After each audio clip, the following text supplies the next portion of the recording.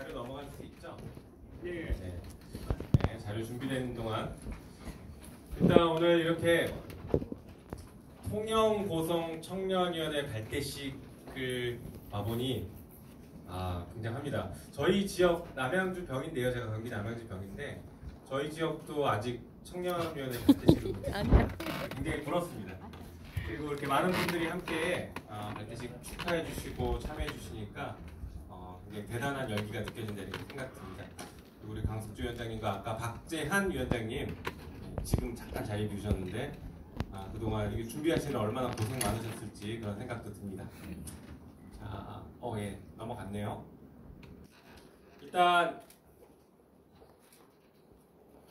우리 모두 이재명 정부 성공시켜야 되지 않겠습니까? 맞습니다. 맞죠? 네. 이재명 정부가 성공하려면 무엇이 필요할까? 여러 가지 얘기들 나올 수 있겠죠. 하지만 우리 민주당원과 그다음에 이재명 대통령을 지지했던 수많은 사람들이 그리고 지난 비체혁명을 함께했던 분들이 이재명 대통령에게 바라는 점 그것을 이뤄내는 게 이재명 정부의 출발이자 이재명 정부 성공의 출발이자 끝이 아닐까 그렇게 생각합니다. 그래서 그 많은 사람들이 바라고 요구했던 개혁을 완수하는 것 그것이 이재명 정부를 성공시키는 길 아닐까요? 맞죠? 맞습니다. 개혁 과제가 굉장히 많습니다. 검찰개혁, 언론개혁, 사법개혁 그리고 여기는 빠져있지만 정치개혁 그렇죠.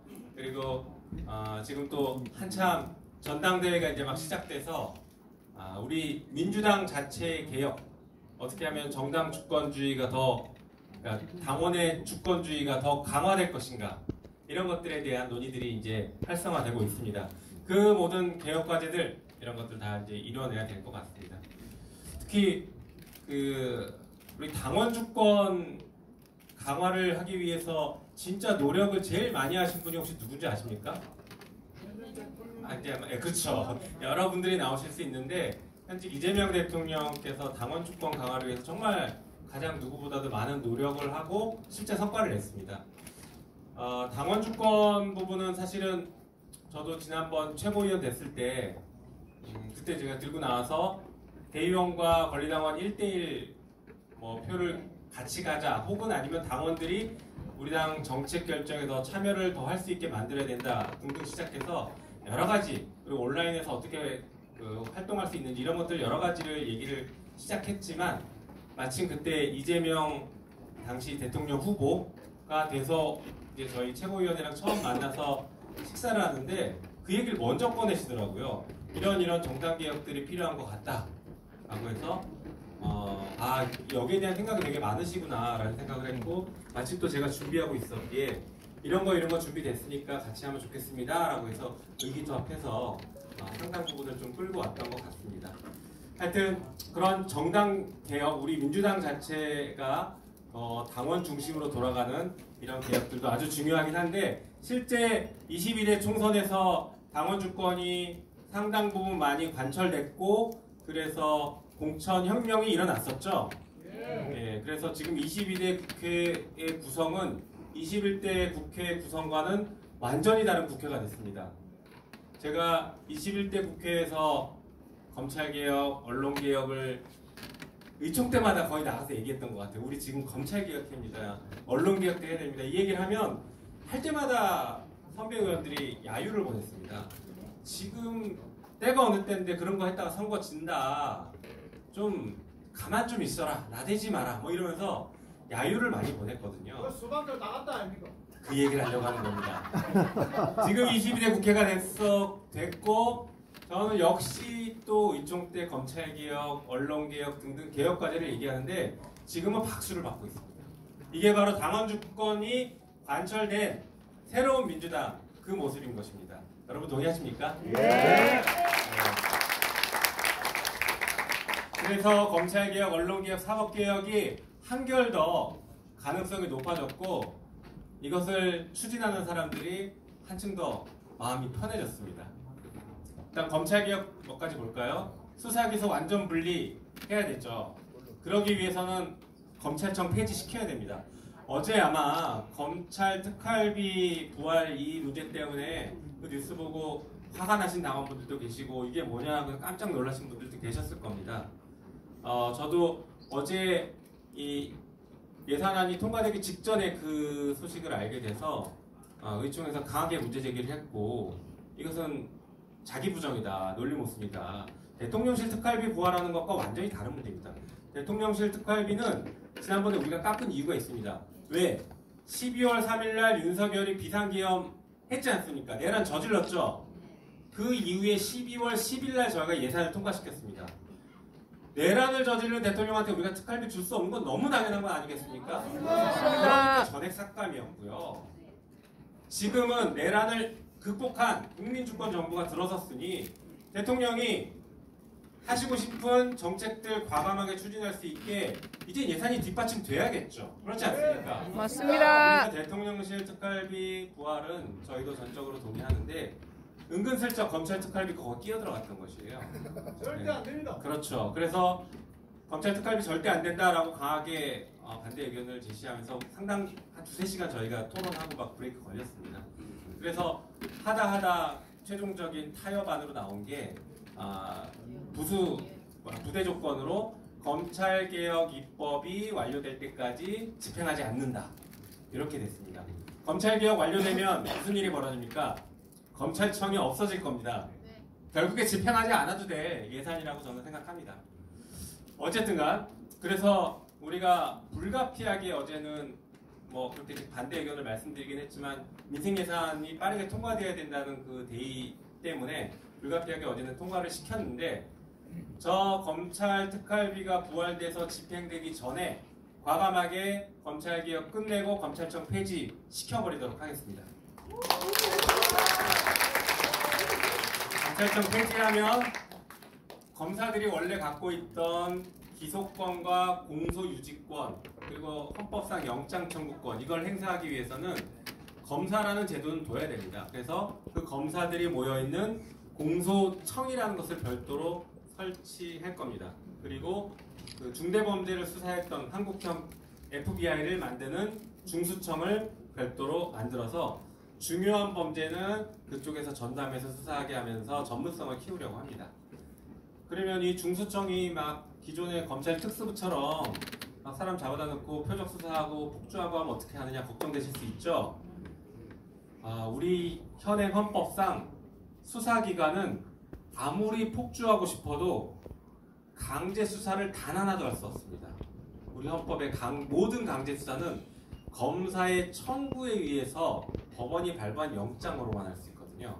다시 말해서 이 공소청에 있는 검사들이 중수청 수사관들이 수사 폭주하면 영장 청구권으로 다 막을 수 있습니다. 그래서 막을 수 있다는 것과 그 다음에 별도로 국가수사위원회라는 것을 두어서 중수청 그리고 지금 현재 경찰이 있죠. 수사기관으로. 그리고 공수처라는 수사기관이 또 있죠. 이런 수사기관들 간에 조율을 하는 국가수사위원회를 만드는 것입니다.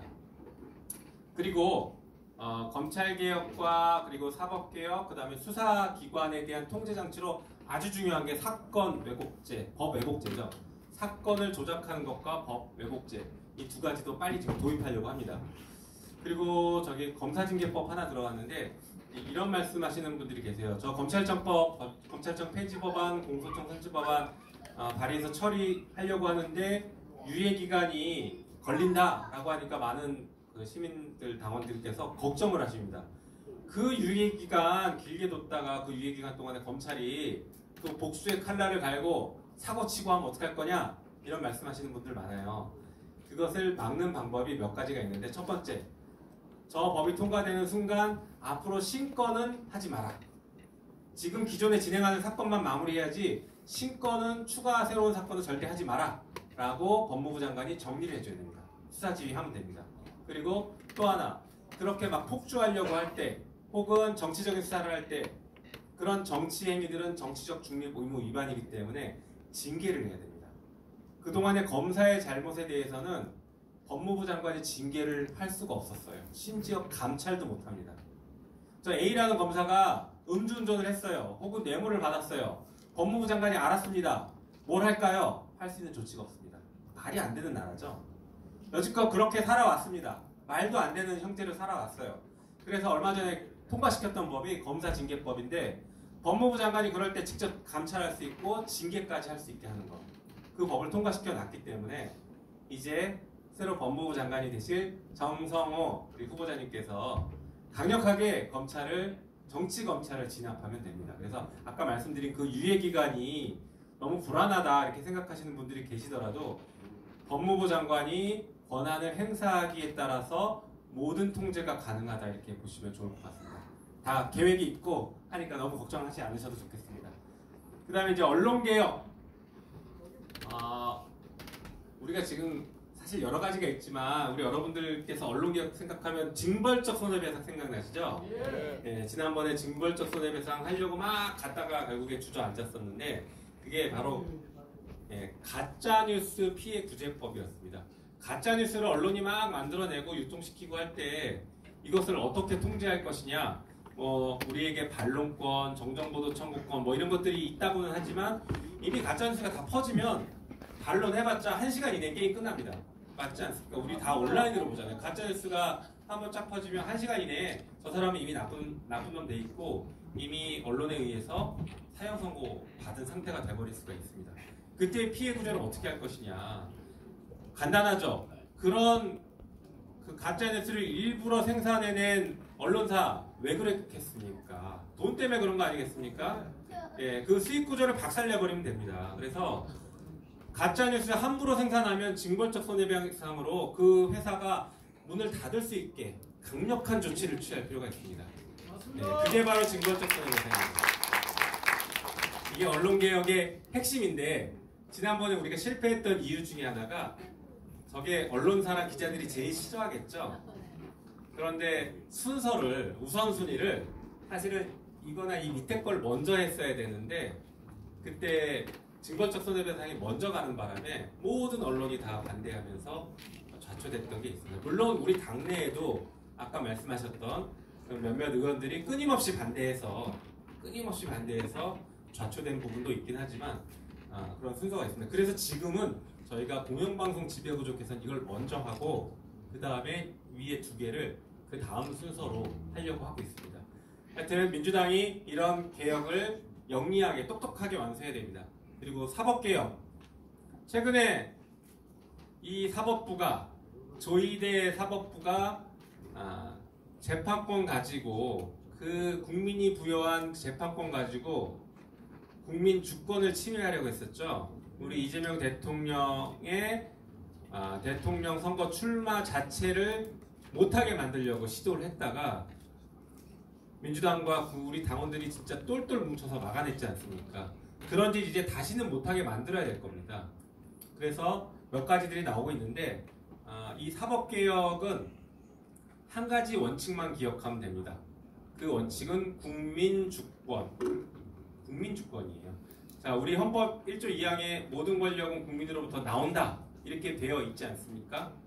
그래서 국민주권을 실현시키려면 우리가 일생생활에서 내가 이 나라의 주인이야 라고 느끼는 순간 사실은 딱 한 번이에요. 선거할 때. 그렇지 않습니까? 그러면 행정부의 수반인 대통령은 선거로 뽑고 그리고 입법부 구성원인 국회의원들은 다 선거로 뽑습니다. 맞아요? 그런데 유일하게 여러분들이 한 번도 뽑지 않았는데 가장 센 힘을 발휘하는 기관, 그게 바로 사법부예요. 그러니까 이 사법부도 국민이 통제권을 미칠 수 있는 방식으로 개혁하는 게 사법개혁의 핵심입니다. 그래서 사법개혁은 국민주권을 관철시킨다 라고 이해하시면 좋겠습니다. 그래서 대법관 더 늘려서 기록 꼼꼼히 읽어보고 재판하게 만들어야 되지 않겠습니까? 네, 우리 이재명 대통령이 재판할 때 기록 안 읽어봤다고 실토했지 않았습니까? 말이 안 되지 않습니까? 기록을 안 읽어보고 재판을 했다. 그런데 이재명 대통령이 나쁜 사람이다. 이렇게 판단하는 사람이 어디 있습니까? 누가 그 권한을 줬습니까? 말도 안 되는 겁니다. 그래서 기록 꼼꼼하게 읽어보라 해서 대법관 증언시키고요. 법대 이게 법정에서 판사가 앉아있는 자리에 있지 않습니까? 국민을 내려다보고 있습니다. 주권자를 내려다보고 있죠. 안 그래도 법원 가면 법원 가보신 분 계신지 모르겠습니다. 법원 가면 안 그래도 위축되거든요, 국민들이. 무섭잖아. 대신교사 하고는 못 가가지고. 그러시군요. 민사 사건으로도 갈 수 있는데 아무튼 가면 법과 그 법정의 그 법대가 높고 압도적인 분위기에 하고 싶은 말 하나도 못 하고 옵니다. 그래서 국민을 내려다보지 않고 국민과 동일한 눈높이로 주권자를 똑같이 바라봐라. 그리고 주권자도 법원을 똑같이 바라보고 같은 높이에서 바라보고 할 얘기를 충분히 할 수 있게 해야 된다. 그것이 국민주권, 법정에서 국민주권 실현 아닙니까? 그래서 법대를 낮추는 것, 이게 중요한 개혁 과제가 될 겁니다. 그리고 판사의 징계에 대해서도 국민들이 관여할 수 있어야 되고요. 그다음에 법 왜곡죄, 아까 말씀드렸던 판사가 일부러 잘못 재판하면 그거 처벌할 수 있게 만드는 것. 그리고 국민참여재판도 늘려야 됩니다. 국민이 직접 재판에 참여할 수 있어야겠죠. 특히 판사들에 대한 재판, 판사가 잘못하면 그 재판 누가 합니까? 판사들이 하지 않습니까? 어제 오늘까지 계속 옆에서 밥 먹던 사람이 갑자기 앞에 재판 받으러 오면 팔이 안으로 굽죠. 뒤에 가서 나중에 전화해서 야, 나 이것 좀 봐줘, 이렇게 얘기하지 않겠습니까? 그거 막아야 되죠. 예, 그렇게 막으려면 어떻게, 누가 재판해야 됩니까? 국민이 재판해야 돼요. 그래서 판사에 대한 재판은 무조건 다 국민참여재판으로 가라, 이런 것들을 제도 보완을 해야 될 겁니다. 그래서 이런 것들, 사법개혁, 검찰개혁, 언론개혁, 사법개혁, 그리고 마지막으로 아까 말씀드린 정치개혁 해야 됩니다. 정치개혁은 제가 볼 때 크게 두 개만 확실하게 하면 됩니다. 첫 번째, 둘 다 이제 같은 맥락인데 국민주권을 또 관철시키는 겁니다. 이 나라의 주인이 선거할 때만 주인이면 안 되지 않습니까? 일상에서도 권력을 감시하고 주인 노릇을 할 수 있어야죠. 그러기 위해서입니다. 첫 번째, 대통령 탄핵을 국민투표로 하자.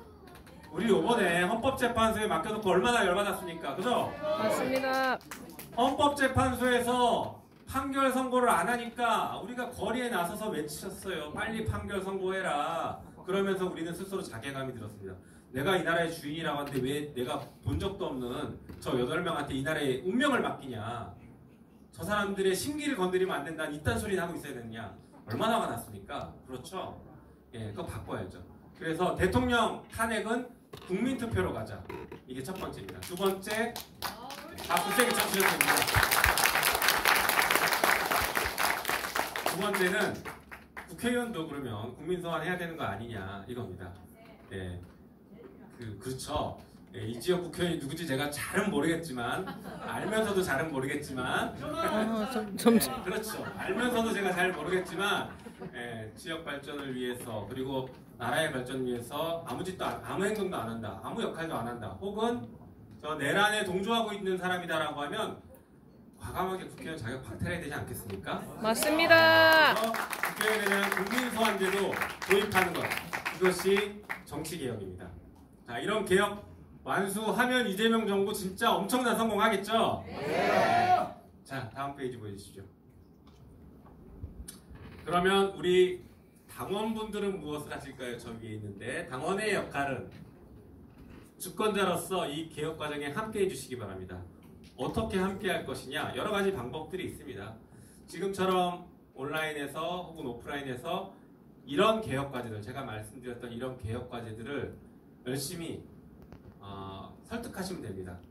이 개혁 과제에 대해서 동의하지 않거나 민주당을 비판하는 사람들에 대해서 충분히 설득 가능한 방식으로 최대한 설득을 해주시는 겁니다. 그리고 온라인에서 적극적으로 활동해 주시고, 그리고 지금은 검찰개혁에 지금 집중하고 있지 않습니까?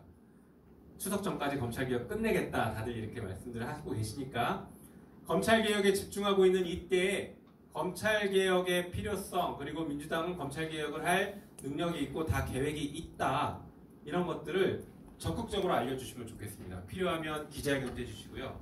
그 다음에 지금 같은 경우에는 온라인에 서명운동을 받고 있는 것 같더라고요. 그 서명운동에도 적극적으로 참여해 주십시오. 그래서 검찰개혁 이번에 반드시 끝낼 수 있게 도와주시면 좋겠습니다. 검찰개혁 말씀드리니까 제가 말씀드리고 싶은 게, 지금 법사위 간사가 됐습니다. 원래는 우리 당원 동지 여러분들께서 열심히 저를 법사위원장으로 추천해 주셔가지고 법사위원장이 될 뻔했다가 아까비 선수가 안 된다고 해서 법사위 간사가 됐습니다. 뭐 여러 가지 제가 주어진 상황에서 최선을 다해서 열심히 해서 검찰개혁을 추진할 겁니다. 법사위 간사로서 할 수 있는 역할들이 또 많이 있어요. 저 검찰개혁 4법이 법사위 법이잖아요. 법사위에서도 소위원회에서 먼저 심사하고 법사위 전체회의에서 이렇게 통과를 시키는데 실제 심사는 소위원회가 다 합니다. 법사위 소위원회 그걸 심사하는 소위원회 위원장이 법사위 간사인 제가 맡았습니다. 그래서 실질적으로 저 법을 심사하는 심사권을 제가 가지고 있으니 열심히 최선을 다해서 그리고 빠르게 통과시키도록 하겠습니다.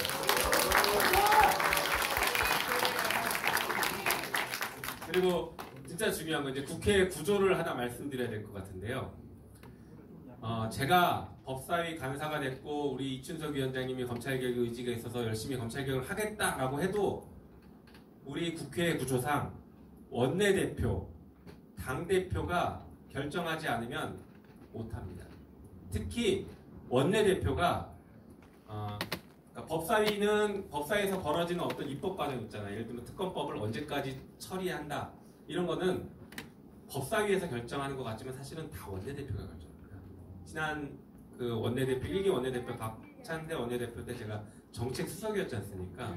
제가 하는 역할, 정책수석이 무슨 역할을 했던 거냐면 그 개혁 입법 과제들을 발굴해서 법안을 발의하고 제 이름으로 발의할 때도 있고 필요하면 다른 의원이 대표 발의하게 그것을 법을 건네기도 하는데 그런 법들을 만들어서 발의를 하고 이 법을 언제까지 법사위 통과시키고 그 다음에 언제 본회의에 처리하겠다라는 계획을 세우는 겁니다. 그래서 이 계획을 원내대표가 최종 결정하면 그것을 해당 상임위에 이런 법은 언제까지 처리해 주십시오라고 요청을 해요. 그러니까 지금 방금 말씀드렸던 검찰개혁법을 아무리 제가 법사위에서 하고 싶어도 제 권한이라고 해도 실제로는 원내대표의 결정이 정말 중요합니다. 그리고 그 원내대표의 결정을 움직일 수 있는 원내대표 위에 있는 사람 누구죠? 당대표. 네, 당대표가 그래서 굉장히 중요해요. 검찰개혁 어떤 개혁과제 아까 말씀드렸던 여러 가지 개혁과제들에 있어서 진짜 중요한 사람은 원내대표 그리고 당대표입니다. 이 두 분이 개혁적이어야 되고 그 다음에 이 개혁과제를 꼼꼼하게 끌고 나갈 수 있어야 되고 우리 민주당을 하나로 묶어서 팀워크를 발휘해서 처리할 수 있게 만든 그런 분들이 필요합니다. 이미 우리 원내대표님은 잘 결정이 돼 있죠? 이분 굉장히 든든하신 분입니다. 굉장히 세게 밀어붙일 때 밀어붙이는 분이고 또 마침 검찰개혁 TF를 만들어서 빠르게 검찰개혁 법안을 처리하겠다라고 의총에서 발표까지 하셔서 그 기사도 나왔어요. 그래서 검찰개혁 의지는 원내대표가 매우 높다 이렇게 좀 이해해 주시면 좋겠습니다. 다음 보여주시죠. 자 그리고 우리 민주당에는 아까 말씀드렸던 이런 개혁 과제들을 반드시 수행할 수 있는 그런 사람들이 필요합니다. 아까 제일 처음 말씀드린 당대표, 원내대표 의지가 중요합니다. 그리고 이제 해당 전쟁터인 법사위원장과 법사위 간사인 이 4명의 케미가 굉장히 중요하게 잘 맞아야 검찰개혁을 뚫고 나갈 수 있습니다. 언론개혁은 당대표, 원내대표, 과방위원장, 과방위 관사 그리고 문체위원장, 문체위 간사 이런 분들이 똘똘 뭉쳐야 됩니다. 그리고 사법개혁은 또 법사위법이에요. 그래서 또 저와 원내대표 그리고 법사위원장 이런 분들이 똘똘 뭉쳐야 됩니다. 그래서 이렇게 보면 개혁과제가 대부분 법사위죠. 법사위가 사실 그래서 중요한 거예요. 뭐 타입법 우리가 맞고서 상원 노릇한다 자꾸 그렇게 비판하는데 그것 때문이 아니라 법사위 고유법 자체가 중요한 법들이 너무 많아요. 특검법 이런 건 다 법사위법입니다. 그래서 이런 것들을 반드시 수행할 수 있는 좋은 사람들이 이미 우리 당에는 많이 넘치는데 그런 사람들이 제대로 일할 수 있게 좋은 팀워크를 발휘할 수 있게 만들어 주셔야 됩니다. 제가 팀워크 자꾸 강조드리는데 실제 우리 민주당은 개혁과제 그리고 내란을 극복하는 과정에서 팀워크가 굉장히 중요했고 그 좋은 팀워크로 단단하게 뭉쳐서 왔어요. 12.3 비상계엄을 해결하는 과정에서 당내에서 이견이 생겼으면 절대 우리 탄핵 못 시켰습니다. 12월 7일날 저희가 탄핵 표결했는데 1차 부결됐죠. 투표 불성립됐잖아요. 국힘이 안 들어와서. 2차 투표가 12월 14일인데 그때 원내대표와 그다음에 이재명 당대표 당시 그리고 저희 원내는 무슨 얘기를 했냐면 매주 될 때까지 매주 탄핵안 표결하겠다. 그래서 매주 탄핵안을 표결할 수 있게 회기를 매주 잘랐습니다. 새로운 회기, 왜 같은 회기 때에는 한 번 부결되면 같은 회기 때는 그 안을 다시 처리를 못 하거든요. 일사부재이라는 게 있어요. 그래서 그것 때문에 회기를 일주일씩 다 끊어놨습니다. 그렇게 해서 12월 14일날 저희가 처리하려고 하는데 당내에서 일부 이견들이 나왔어요. 사실은 뭐 우리가 밖에서는 하나 보였지만 안에서 사실은 왜 국민의힘 저 사람들 표 다 확보해서 200표 넘을 때까지 기다리지 왜 이렇게 빨리 하려고 하냐 이런 의견들이 있었습니다. 그래서 저희가 뭐라고 설득했냐면 부패 사건이면 차라리 우리도 시간 두고 하겠다. 근데 내란을 저질렀고 지금 빨리 탄핵해서 직무정지 시키지 않으면 또 2차, 3차 계엄을 저지를 수 있는데 어떻게 그거 저 사람들 10명, 15명 확보할 때까지 기다리느냐. 그건 아니다 라고 설득해서 하나로 묻혀도 잘 갔습니다. 어쨌든 그때 하나로 꽁꽁 뭉칠 수 있었던 거는 이재명 당대표라는 정말 중요한 우리 당의 리더가 있었기 때문에 그랬던 것 같고 거기에 케미 잘 맞추고 방향 잃지 않았던 박찬대 원내대표가 잘 맞춰줘서 이게 하나로 잘 왔던 것 같습니다. 그래서 우리는 팀워크가 중요합니다. 팀플레이하면 10골 넣을 수 있는데요.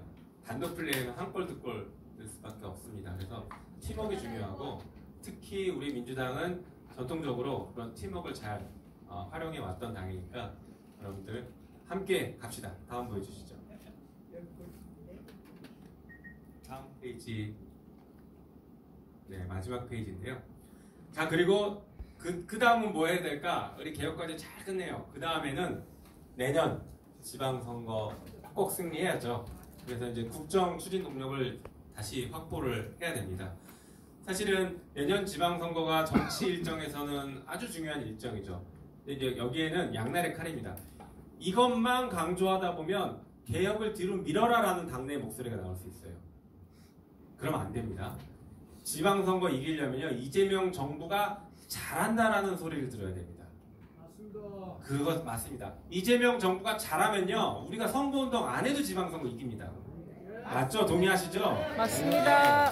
그러니까 우리는 이재명 정부를 성공시키기 위해서 최선의 노력을 다하고 그러면서 지방선거 승리를 위한 과정들을 밟아나가야 되는 겁니다.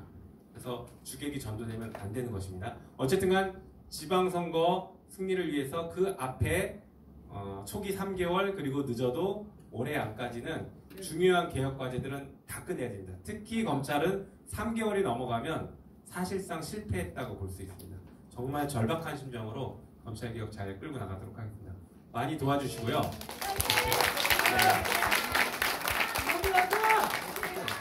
많이 도와주시고 그 길에 우리 통영고성 청년위원회가 옆에 같이 가실 거죠? 네. 네, 저도 우리 통영고성 청년위원 오늘 뵐 때 진짜 아까 안 계셔서 다시 말씀드리면 진심으로 축하드리고 또 함께 할 수 있는 일들 많이 할 테니까 많이 불러주십시오. 네, 고맙습니다.